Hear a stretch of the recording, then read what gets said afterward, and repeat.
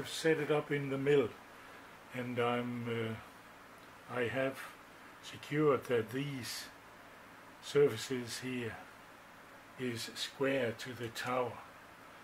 They are cast surfaces, so it's a little difficulty, but the average all over is square to the tower. And I have secured that when I go deep down here with the end mill here, I can't collide with any of the fasteners here, so it should be possible to do. Then I'll in the first place take the width here, so it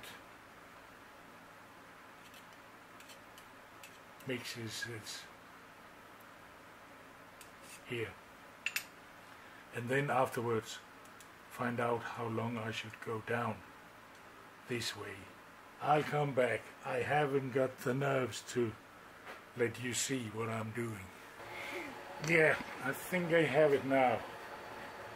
Here there's a little bit of play, 0.5 millimeter, to ensure that I can get the cone in the center line here.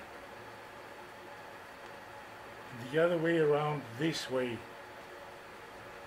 this face is very okay. It could be more flat down. Yeah, my battery ran out, but I just tested it here with a small pipe, not even annealed, and I think it's working very nicely.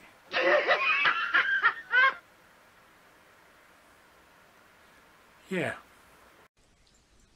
I found a nice little box for it here too.